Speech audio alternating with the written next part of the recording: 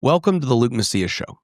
One of the most destructive natural disasters in modern history ripped through Texas in the form of a flood that is likely to have ended the lives of over 200 Texans, many of them young girls. This is a devastating time for our state, and some are trying to politicize it. Let's get to the show.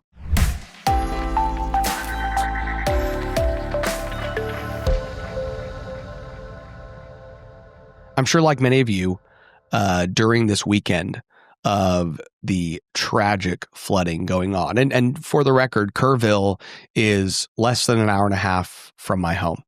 I spent time there in high school. I played volleyball with a group of people out there. One of my other best friends lived in Kerrville, and we'd go out there quite often.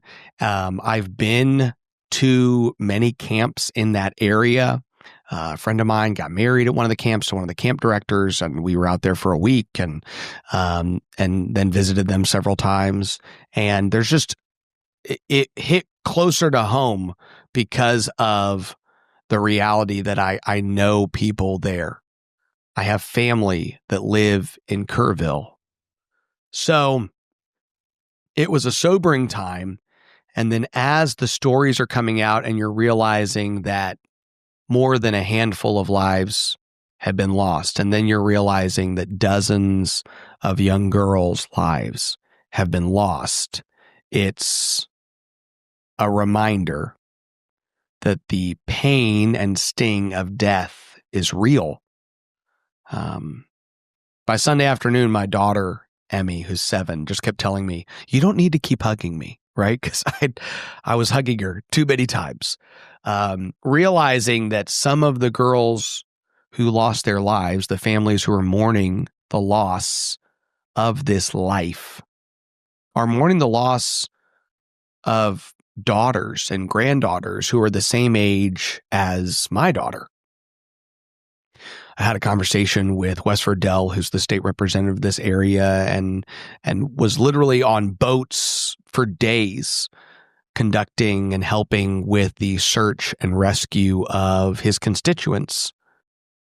And he told me that one of the most painful things was being in the command center when families would have to come and identify the bodies of their children and confirm the identity of their children.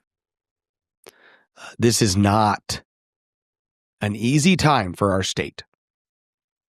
It is a time of grief, not only for the tens of thousands of family members, but also just for the ripple effect that has in a community and a state. So it's a difficult time. And I hope that we don't just move quickly past it. We're going to talk about the politics and the policy of all this in just a minute. But my encouragement to you is to not simply wake up tomorrow and forget and start living the rest of your life. My encouragement is for you to hold on to and remember that life is precious, that every day we have here is a gift. I would hope that you would be drawn more to eternal life that is granted, the peace and the grace that is granted through Jesus Christ, through God, the Father, creator of heaven and earth. So don't quickly move past it, and pray for those people who, even while you're listening to this or watching this, are still in tremendous grief over the loss of their dad, their mom, their grandfather, their daughter, their granddaughter. I was having dinner with somebody yesterday on my drive back from DFW, and this individual said that his children were still out with a search party looking for a volunteer fire chief who's still missing from Central Texas. Just, again, bringing it really close to home. Somebody that many in the community knew, including this individual. So please remember that. Sadly, some want to politicize it. And there are people that either believe that you can just legislate all of these natural disasters away, or that you should at least take advantage of the natural disaster to try to see if you can land a punch on people that you despise. And one individual who decided to take advantage of this in such a way was a woman named Suzanne Belsnider. And I've known Suzanne for some time. We've never been super close, but when I got involved in politics early on in my mid-20s, she was still in Austin and working. I think she did some fundraising at the time and several other things. She was a Texas legislative staffer at one point. She moved out to West Texas. I don't remember her entire biography, but I think she went out there as like a city manager.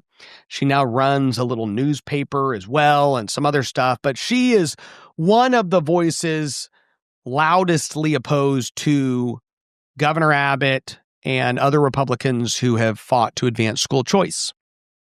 And so she aligned herself with teacher unions and Democrats and has, definitely been one of the most vitriolic voices against the more conservative Republican members. And so she took to Twitter and said, we'll put this up, for every one of these legislators sharing their, quote, thoughts and prayers, end quote, Texans should be asking them why they voted no, in all caps, on a no-brainer, quote unquote, no-brainer bill that would have provided grants to local governments for emergency warning systems. And she has a picture with the nays of HB 13. Those nays being Briscoe Cain, Brian Harrison, Janice Holt, Andy Hopper, Helen Kerwin, Terry Leo Wilson, Mitch Little, David Lowe, Shelley Luther, Brent Money, Matt Morgan, Mike Alcott, Katrina Pearson, Carissa Richardson, Nate Schatzline, Tony Tinderholt, Steve Toth, and Wes Verdell. A couple of the quick comments on it. One person said, dancing around the corpses of little girls for political gain is lower than low. You should be ashamed of yourself. She replied, I would prefer that we insist our legislators focus on problems and address them proactively, especially when we know they exist. And then we can do less recovery and relief. By the way, she's literally typing this when the death count is at like 40. Guys, maybe 20. She's typing all this out while Wes Verdell is literally in a boat looking for people in his district. While volunteers are streaming into this district to just try to find as many people and rescue them as possible, while these heroic Coast Guard members, one guy who rescued over 100 people, Suzanne Belsnider is fighting on Twitter. Somebody says, it passed. WTF is wrong with you right now. This legislation would not have prevented this from happening in any universe, which is true. Not only is that true, the legislation wouldn't have even been in effect, by the way, because the legislation, if passed, doesn't go into effect until September. And we're going to get into what this bill is, by the way, in just a minute. We're going to go to the debate of the bill and ask yourself, you're going to get to decide, is Suzanne Belsnider, even if this was done weeks later, not while we're literally picking up bodies out of the water, even then would it be an accurate attack? So there's the appropriateness of timing, and then we're going to talk about the bogus accusation she's making, okay, of the substance regarding the policy. She replied, it died in the Senate. Okay, but that's not you. You didn't attack the Senate. You attacked the state reps because you despise these conservatives. Lisa Hendrickson on the SREC. Seriously, what you're complaining about has not taken effect. Take 5 seconds to read Texas laws and procedures. Here's what Suzanne Belsnider says, which we're going to take issue with when we actually debate the bill. And we're bringing y'all the debate. This bill was the solution to problems identified during the Panhandle wildfires in 2023. It is true that this bill was purported to help with some of the issues regarding the wildfires in 2023, not flooding, but wildfires. And our legislature only meets every 2 years. Now we have floods with a similar issue identified. By the way, she has no idea what the issue is identified because we're rescuing lives right now. And by the way, the legislation that's going to be, I believe, presented and worked on and prioritized during the special session is not just going to be a rinse and repeat of Ken King's bill, because I have not talked to a single person who's been involved there in Kerrville, whether they be legislators, local officials, statewide officials, who in any way think, you know what, that Ken King bill that Suzanne Bell Snyder's talking about, that's the key. We'll get into that in a second. Now we have similar issues with this flood. She has no idea. So unless they address this now, we will wait another 2 years for a fix. We call that kicking the can down the road around here. Hillary Hicklin, Representative Hillary Hicklin, who voted for the bill, by the way. Hillary Hicklin voted for HB 13. She says, this is ugly, please stop. Thank you, Representative Hicklin. I agree. Okay. So let's talk about HB 13. In fact, without talking about it yet, let's just go to the debate about HB 13.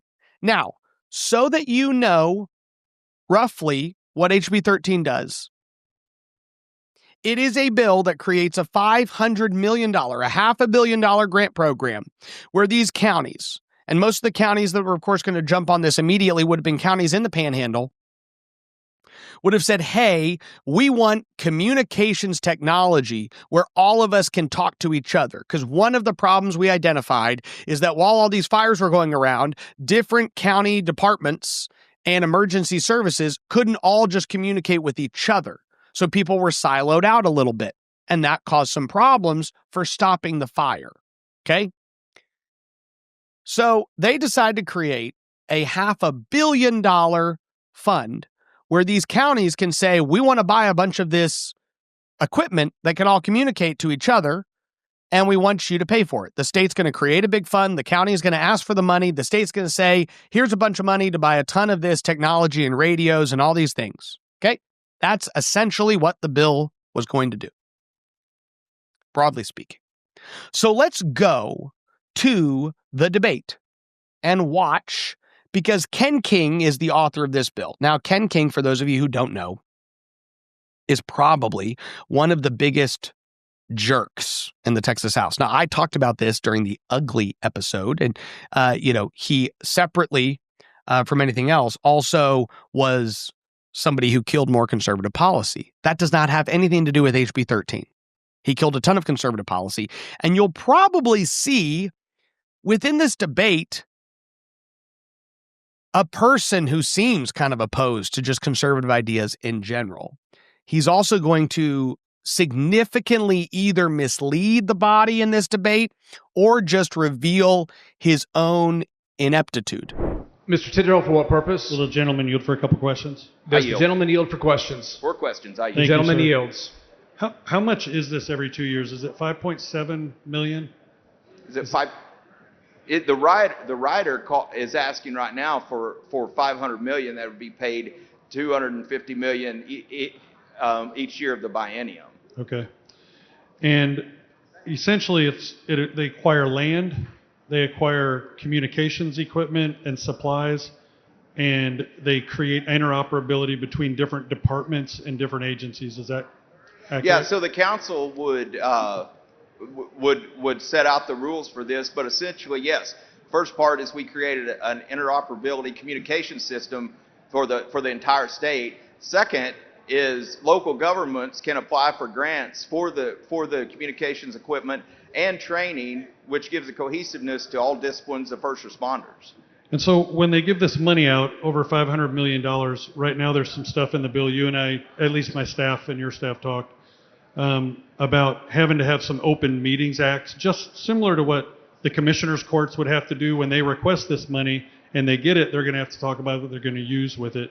Would you be opposed to having open meetings acts in this bill so that when they're spending $500 million, that they have to actually talk to or in front of the constituents, the people of Texas, about what they're spending it on?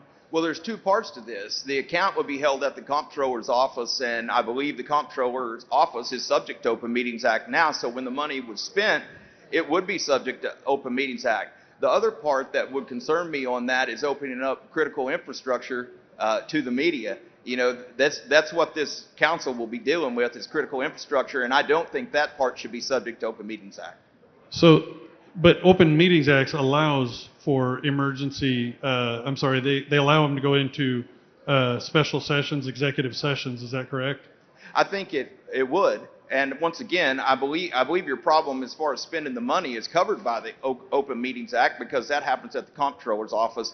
But the critical infrastructure piece should not be subject to open meetings. See, I disagree. I have an amendment for it, and we're going to go I'm sure through it you here in a do. minute. Okay, thank you. So we're gonna talk about this, and there's gonna be an amendment that Representative Tinderholt lays out in just a minute. But I want to first break down what Ken King said. We have a group we're putting together, and this group is going to say, hey, this county wants $50 million or $2 million or $500,000 to buy all this equipment. We're going to give them equipment so they can have this interoperability communication equipment. And what Tony Tinderholt said is, this group that's going to spend $500 million should just have to conduct that in accordance with the Open Meetings Act. The Open Meetings Act is what dictates how governing bodies should operate. Okay, so this is what means a majority of your city council can't get together at the mayor's house the night before council. Okay, a majority of the council cannot get together and say, hey, tomorrow, can we debate what we're going to do so that we all know exactly how we're going to vote? They're in violation of the Open Meetings Act and are literally committing a crime at that point. The requirement is, hey, y'all are going to go govern. That governance needs to be done in an open meeting. When you make a decision on this ordinance or spending this money or passing this budget. So it basically puts guardrails of transparency. Now, what it also says is, if there's something you need to talk about, like the school board says, we've got to talk about a situation with an administrator and impropriety that has come up. We're going to discuss this in executive session, which is not going to be broadcast or transparent. This is something really important. We're going to do this in executive session. So they go to executive session, they discuss that as a body, which still protects the body. And what I mean by that is, again, half of them can't go, we're going into executive session without telling the others. The entire body now knows we're all going there, which means all voices are heard. Okay. Ken King's response is, well, the comptroller is subject to the Open Meetings Act. No, you doofus. That is the weirdest statement I've ever heard. Do you know that the comptroller is a single individual? Like the Railroad Commission conducts its business as a commission. It has to sit down and there's a commission meeting and they discuss and they vote on stuff. That never happens at the comptroller's office. He's like, well, it is. It's open meetings. What are you talking about? There is no open meeting at the comptroller's office. There's never a meeting all year. The comptroller never sits at a desk and says, well, right now I'm discussing why I myself am going to write a check to the county of so-and-so because this commission that never has operated transparently has told me to send $1.5 million. And here's all the reasons they gave. So I'm sending them. Like, what Open Meetings Act are you talking about that is related to the comptroller? So he says this multiple times too. Well, this is covered because the comptroller's in the open meetings. I don't know if a staff member told him that or if he actually fundamentally doesn't understand what the Open Meetings Act is, but it's just strange. It's also weird that he's like, this is critical infrastructure. Okay. And like, we don't want to discuss who's getting money. Who's getting money is going to be public information. There's going to be a list of all the counties that got each of the money. That's literally something you can just send a request into and say, this county got $1 million, this county got $3 million, this county got $5 million. There's no secret here. So a very strange interaction, right? At the end, Tony Tinderholt goes, okay, well, if we're not going to agree, I got an amendment. I'm sure you do, Mr. Tinderholt. Okay. Again, why are we fighting about transparency? Okay, so let's go to Tony Tinderholt's first amendment. Amendment by Tinderholt. The chair recognizes Mr. Tinderholt to explain the amendment. Thank you, Mr. Speaker. Members, I know that the author is going to object to this, but this amendment simply ensures that meetings conducted by the Texas Interoperability Council be conducted publicly in accordance with Chapters 551 and 2001 of Government Code. This bill spends nearly $500 million, $500 million. And when they want to talk about secret things that they may not want the media or people that are bad actors to know, they can go into executive session. But I think it's important when we're spending that amount of money that they have to adhere to Open Meetings Act. Mr. Kane, for what purpose? Yeah, a question for, does the gentleman yield for a question? Does the gentleman yield? Yes, sir, I do. The gentleman yields. Okay.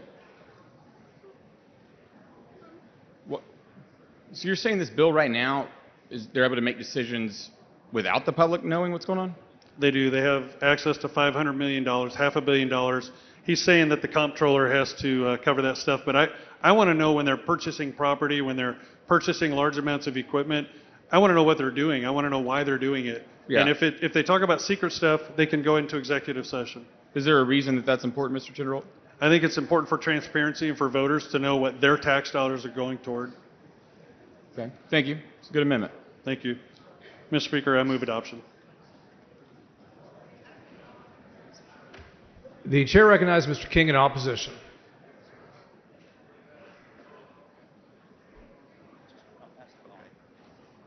Thank you, Mr. Speaker.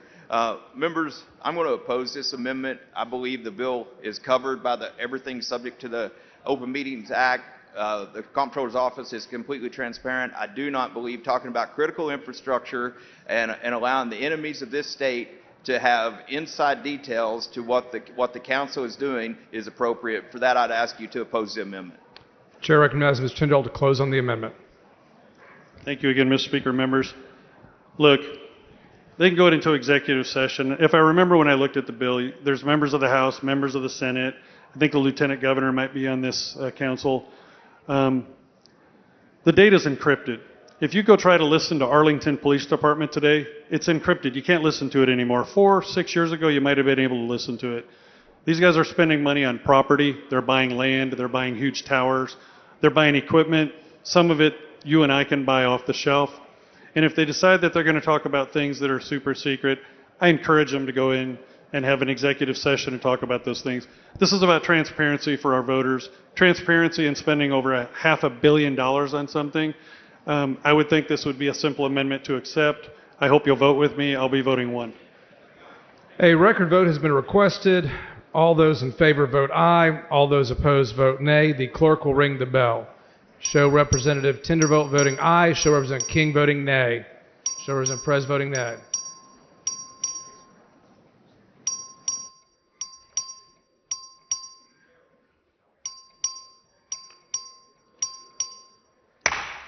There being 53 ayes and 91 nays, the amendment fails to adopt.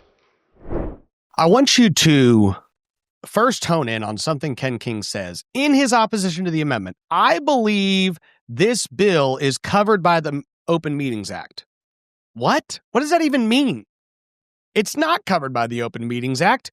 You're opposing something that would put the council under the Open Meetings Act.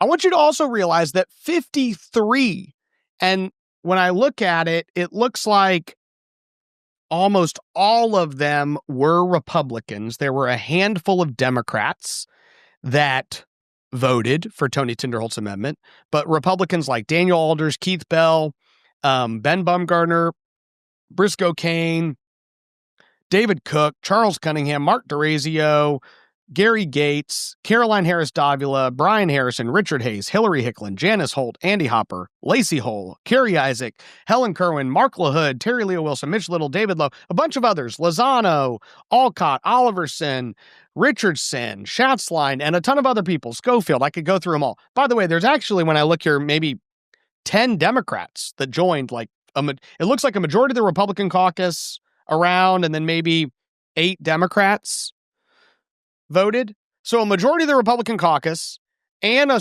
group of Democrats go, yeah, let's just make this subject to the Open Meetings Act. 53 people. Ken King's over here going, I think the whole bill's covered by it, even though I told you we shouldn't have it. Very strict. So that's one amendment that happens during this debate. Now let's go to the second amendment. Amendment by Tinderholt. Chair recognizes Mr. Tinderholt to explain the amendment. Thank you, Mr. Speaker. Members, this is my last amendment on this bill. I'm a member of the DOGE committee, and in DOGE, we're always looking for efficiencies. We're looking for ways to save money. Really, all this amendment does is says at 10 years, if this is not renewed, that it terminates. If it's that important, at 6 or 8 years, they can renew this for an extended period of time. It's pretty simple. We don't want this amount of money to keep continuing after 10 years. I respectfully move adoption.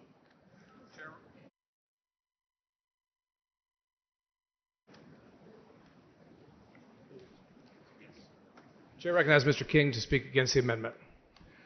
Members, House Bill 13 is a bill for a plan for interoperability system. TDM will tell you, if you talk to Chief Kidd, this is a 7 to 10 year build out to create a statewide plan. Having a sunset in 10 years kind of defeats the purpose of the plan. Therefore, I oppose. I'd ask you to oppose as well. The chair recognizes Mr. Tinderholt to close.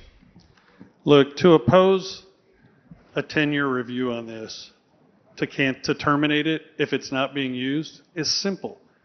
We're spending $500 million. I mean, this should be a simple vote.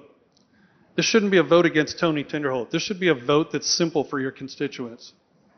It shouldn't be about anything other than the fact that it's $500 million. This is probably one of the most simple votes we should be able to take today, is that this interoperability council is going to spend money to try to get these departments to be able to talk together. But if you vote no on this, you're basically telling your constituents, I believe you're telling your constituents, that this is just going to be an ongoing amount forever. At 7 years, if they've bought all the equipment and it all is functional, why can't they come back to the table and renew it and say, hey, now we need $200 million a year, or hey, now we need $50 million a year to maintain it or keep it upgraded? This is really pretty simple. Mr. Speaker, I move adoption. A record vote has been requested. All those in favor vote aye. All those opposed vote nay. The clerk will ring the bell. Show Representative King voting nay. Show Representative Tinderholt voting aye.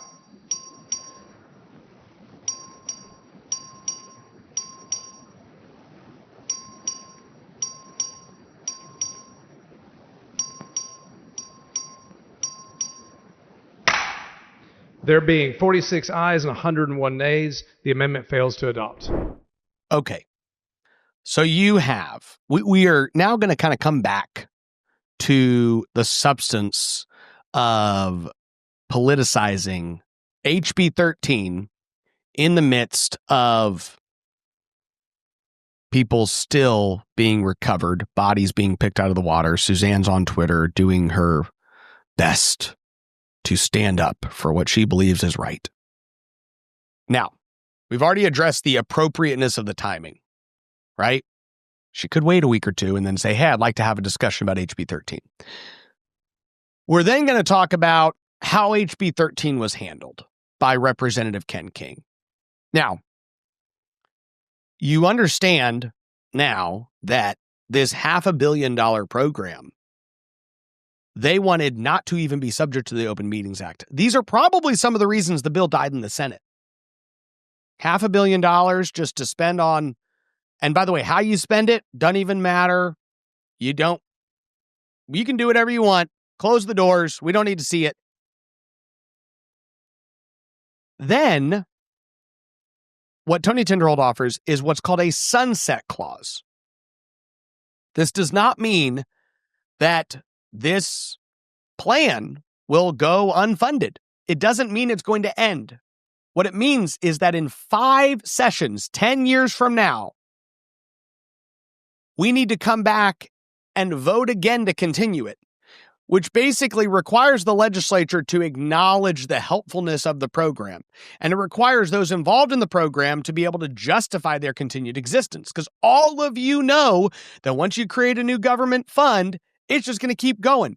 It doesn't matter whether every single county in Texas has every radio it needs, every tower is built. That could happen 20 years from now, and there's still going to be this fund with hundreds of millions of dollars. And now it's going to get used for other stuff. Because we already bought the radios. We already brought all the towers. So all this says is that in 10 years, come back and explain, and you pass another bill. And the bill simply says, this is going to continue. That's all. It's like it could be a one-paragraph bill that just says, it's going to continue. And then on the floor of the House in a transparent way, you say, this is why we need to continue it. It takes an hour to debate in committee, and it takes, this whole debate only took 10, 15 minutes. It takes probably less than that to debate on the House floor. And yet Ken King's like, no, I never want to justify whether this thing does or doesn't work. Even in 10 years, I don't want y'all to even take another look at it. Okay. So you can see the handling of this legislation by Representative King, not the most stellar. And it also makes sense why some fiscally conservative legislators would say, hey, if we can't put some very, very basic guardrails that in no way will prevent all of this support from getting to the counties that need it, something's wrong. What is happening? Now, that's contextualizing HB 13. And then we're going to get to the fact that HB 13 would not have even been in effect yet. The council would not have even been created yet. Appointed. None of that would have even happened if it had been a good bill that was perfectly written. It wouldn't even be there yet. And if it was there, and they had been granting grants, they would have been starting in the panhandle where all the fires were, because that's what it was designed to do. And then you get down to it, and you realize that substantively, one of the things that's going to get talked about, and Senator Paul Bettencourt has already talked about this publicly in a media interview, is all of these sirens that need to be put into these watershed areas that are subject to potential flooding.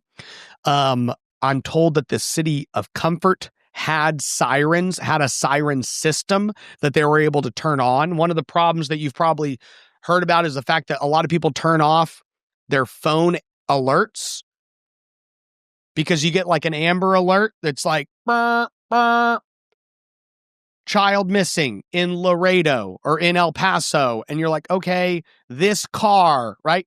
And I'm sure that sometimes those Amber Alerts have led to the discovery of that child at some point. But, you're getting alerts from all over the state. And so some people turn those alerts off. I actually don't. It is a pain. What was it? There several people when that whole statewide alert system went off at 3 a.m, but they turn it off because of that. And so even when you send the alert to the phones to say, get out of your house, flood, go, there are people whose phones are they've turned that off. So that's one thing that you need actual physical old technology sirens, because in the area of Comfort where these sirens went off, what I have been told by people who have been involved in all this is that there were no deaths in that area.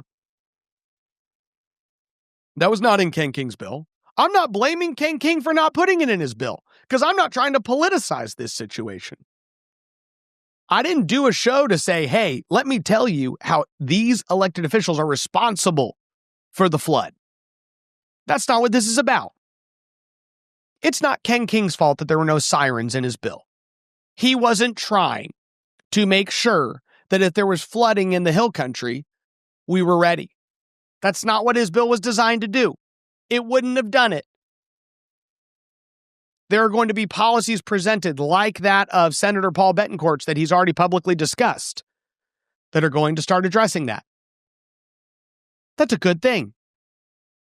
We can take stock of the situation, do an after-action review, and see that there are several steps that we should take to prioritize funding towards these type of projects. Suzanne Bell Snyder's pretty gross attempt to attack these people, I think fell flat on its face. And I think when you watch the debate, it makes perfect sense why members would not actually be okay with the way this program was presented and the opposition to reasonable policy solutions, in addition to how it was constructed. And therefore, I think it makes perfect sense why the Texas Senate didn't move on this bill. And I'm sure that some kind of interoperability system will be discussed in the special session. And maybe it's done in a more appropriate manner. And I hope it is. But pointing fingers to any of these people is absolutely ridiculous. Before I move on to the next thing, I want to tell y'all about a episode that just dropped on Texas Scorecard. You have probably seen the show Real Texans. That is a Texas Scorecard show that drops on Sundays. And this last Sunday was a conversation between Michael Sullivan and Brian Burrow, who wrote the book Gunfighters: How Texans Made the West Wild. And it is about all of the gunfighters in Texas. I have been told, not only by Michael, who read this book, by several other people who have also read the book, it's a fantastic book. I was listening to the conversation Sunday with my wife, and it's an entertaining dialogue between Michael Sullivan and Brian Burrow. Real Texans is one of the shows that I've really enjoyed as an addition to the Texas Scorecard catalog of shows that we have. I think Michael has done a fantastic job, and several other members of the Texas Scorecard team have stepped in to interview individuals.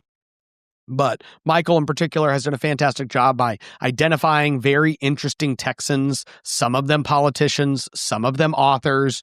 We have an astronaut that came on and other people like that. So if you have not tuned into Real Texans, it is on YouTube, it is on Twitter. I would encourage you to follow Texas Scorecard on Twitter, and on Sundays, take some time to actually watch Real Texans. It is a fantastic show. It is an easy conversation, and in particular, this last week's episode is one that y'all should tune into. With that, let's get back to the show. An unsurprising ally to the Suzanne Bell Snyder screed is the Texas Tribune, which is a leftist newspaper, receives significant funding from George Soros and other far-left entities. Actually, unfortunately, receives a lot of money from your taxpayers. You as taxpayers. Our taxpayer money goes to institutions, higher education institutions that then turn around and literally give money to the Texas Tribune and help hire more Marxist leftist reporters. Crazy, by the way. I hate woke and weaponized government, and this is just one example. But this is the headline they have. Ted Cruz was vacationing in Greece when the deadly Texas floods broke out. His office says he took the first flight home. That is the craziest headline. The entire premise of that story should disgust you. What does the Texas Tribune expect? Is their expectation that every elected official, by the way, Ted Cruz is a federal elected official. Now, I am grateful that Ted Cruz and Chip Roy and other federal officials decided to go to where the wreckage was and be there. But you have to recognize that they're not actually the ones that are solving the problem at that moment in time. And that's not in any way a criticism of Chip Roy or Ted Cruz. It's just to recognize, you and I understand this. The Texas Department of Emergency Management, the sheriffs, the firefighters, the Coast Guard. These are the people that you should be really, really pissed if they don't show up. When you call 911, you expect the police to come. You know what you don't expect? Your state representative to also show up because it's a tragic time and he better be available. If somebody gets shot and you call 911, you don't in the aftermath go, you know what?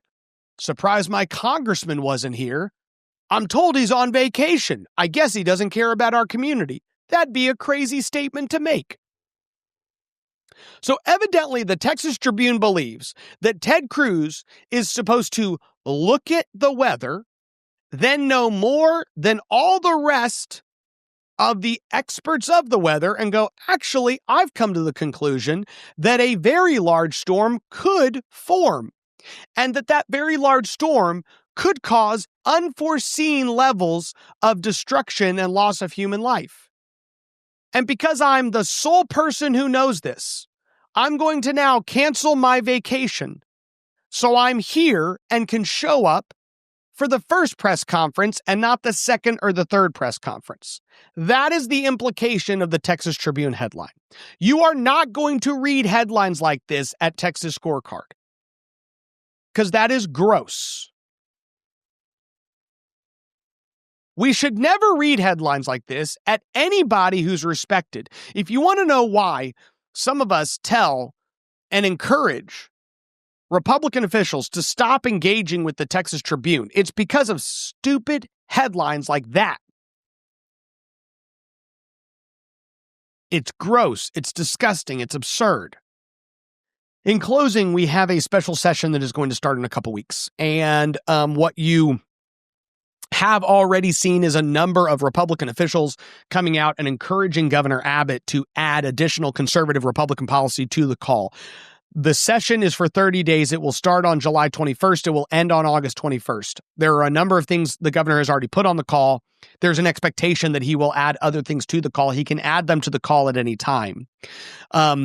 He has already indicated that he, of course, will be adding a number of disaster-related policies for the legislature to consider. That is a good thing. There is also conversation about redistricting and adding a number of Republican congressional seats, which I am a strong supporter of, and you should be too. I'm very grateful if the governor does it. And that there are going to be opportunities for additional Republican policies to be added. And so quite a few Republican legislators are pushing those. Daniel Alders, Joanne Schaffner, and others who have gone out there. Dozens of Republicans have signed on to their letters asking the governor to add a number of these important Republican policies to the call, and my hope is that he does.